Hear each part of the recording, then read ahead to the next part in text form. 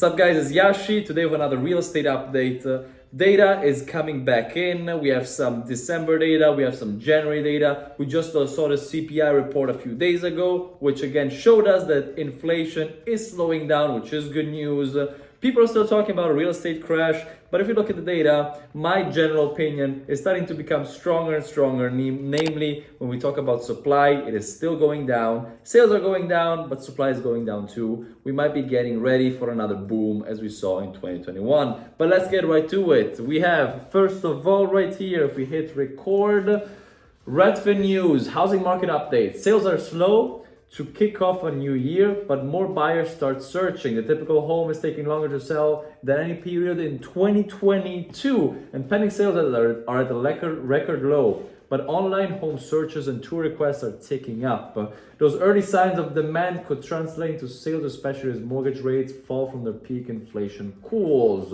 What are they talking about with mortgage rates? If we go on bank rate, mortgage rates are down to 6.46% on average, which is almost a full percentage down from the all-time high we saw a few weeks ago, which was 7.23, 7.24, which is good news for those who are getting a mortgage.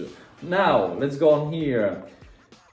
The typical home has sold during the 4 weeks ending January 8th, was on the market for 44 days, the longest time spent since April of 2020. So the longest time spent since the beginning of the pandemic, contributing to the biggest annual inventory increase on record. Pending home sales dropped 32% year over year to the lowest level on record, and mortgage purchase applications dropped to the lowest level since 2014. I already talked about this in the past. 2014 was not a bad year for real estate. Actually, it was a year where demand was picking back up and people were interested in buying again. So demand for mortgages was going up and up. So if you're comparing today's market, which everybody is comparing to a crashing market, to a market which was going up, is not really a good destructive comparison in my opinion. But let's go a little bit deeper with data. I'm gonna start with Redfin. If you look at my past videos, I keep on talking about how supply is starting to go down because sellers who are not incentivized in upgrading into a new house are not putting their homes for sale. If they own another house, they're renting out their house rather than selling it, waiting for the market to improve.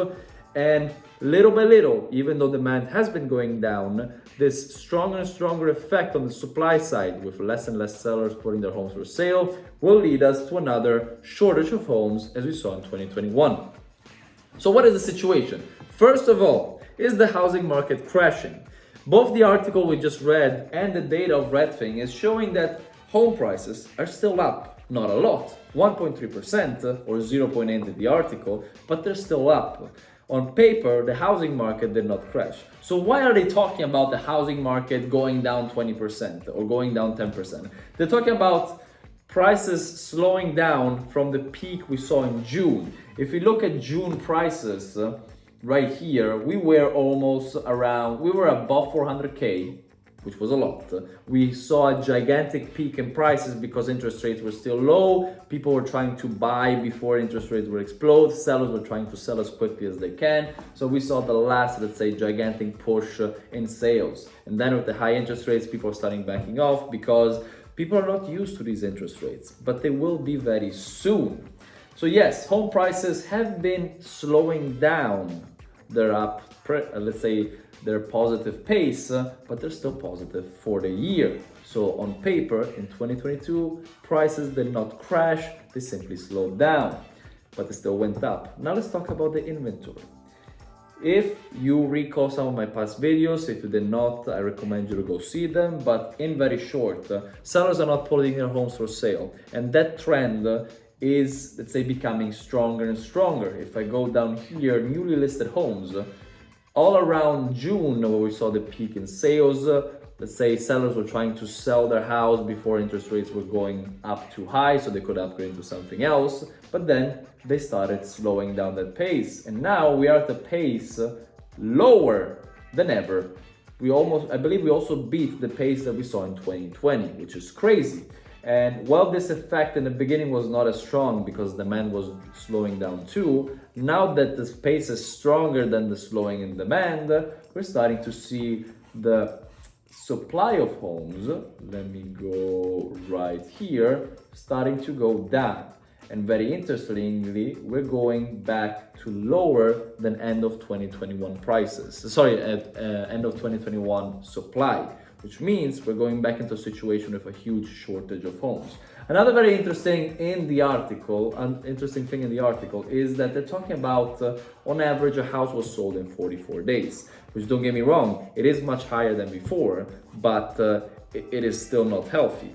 If you look at the supply of homes, we have 2 months of supply. If you don't know what months of supply means, is if we stop adding new homes to the market, how long would it take for all the houses on the market to be sold? In the lowest period, that number was 1. We had only 1 month of supply. Now the number is 2, which, yes, it is 100% increase compared to 1. However, considering that a healthy market has at least 6 months of supply, 2 is nothing. It's still looking very bad. It's still very competitive for home buyers. There's still a lot of competition.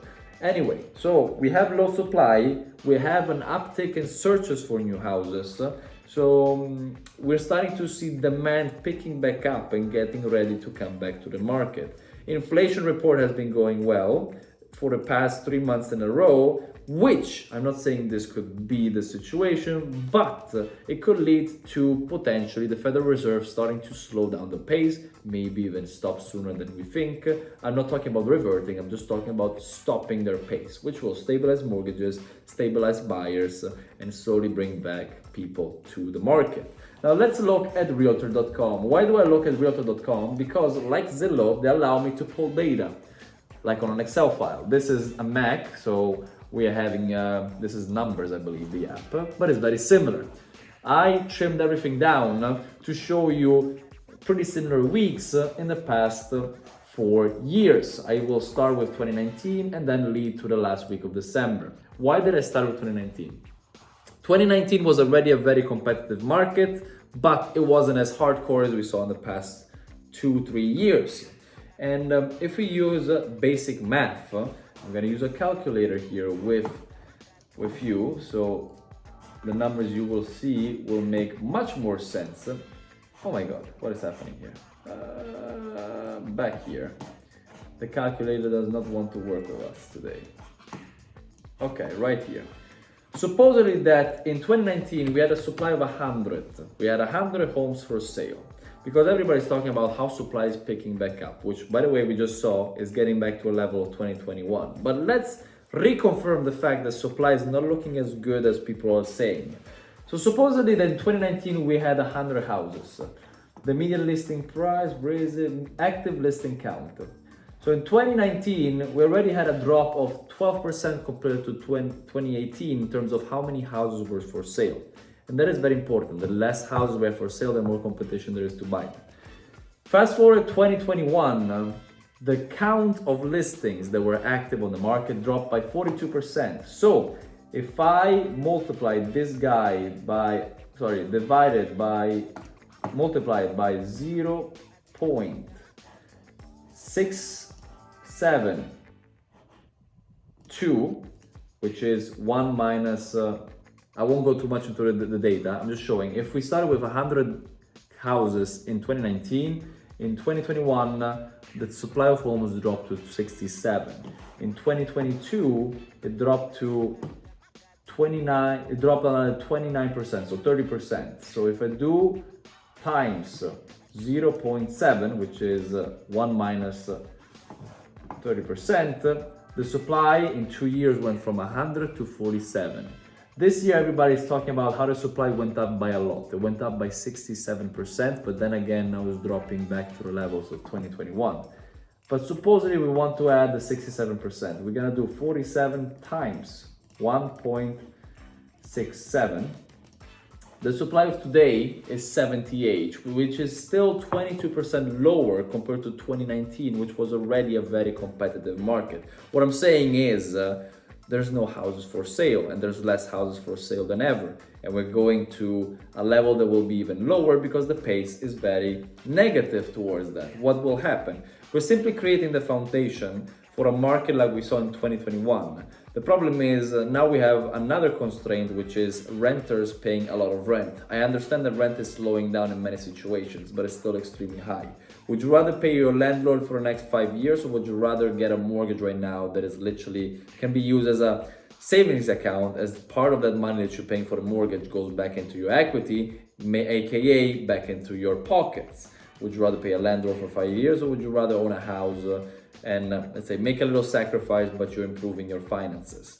That is the question that people will start asking themselves in the next couple of months, and I believe that question and the answer they're gonna give to themselves is the answer of maybe I should buy and maybe I should go back to the market. And this will set another foundation for a potentially very good market in 2023 or 2024, depending on how quickly this reaction will happen. This is not financial advice, this is simply my experience.